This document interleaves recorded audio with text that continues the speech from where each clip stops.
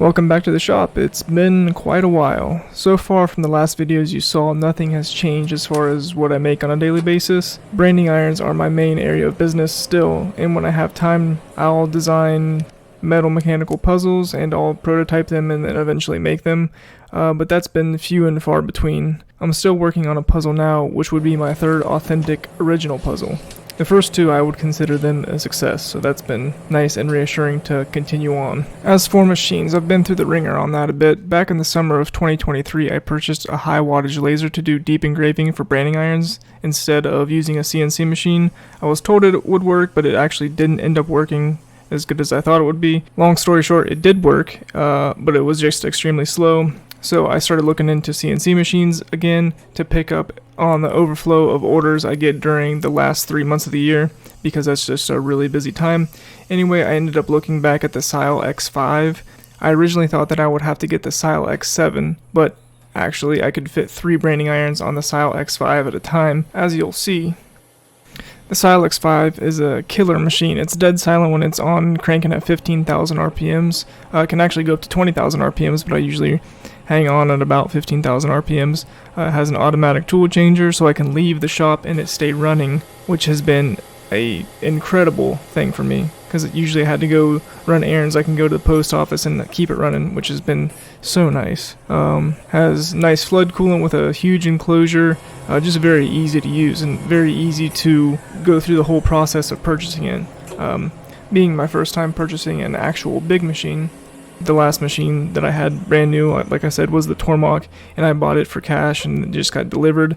This one was a little bit more of a process getting it to me, and I ended up having to finance this machine after I put half down, so that's still not too bad. It's so cheap for what it is. It's so worth it, and it's a tank of a machine.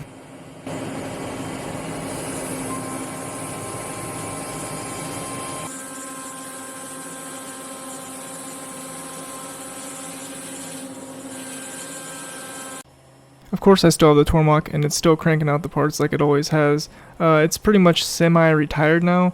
I just use it when I want to get out of the shop early, and I can just load that one up along with the Sile. So that's just been a really nice thing to have and continue to have. Obviously it still comes in handy at the end of the year when it's the busiest, during October, November, December. I'll probably just run it until it's absolutely dead, if that ever happens.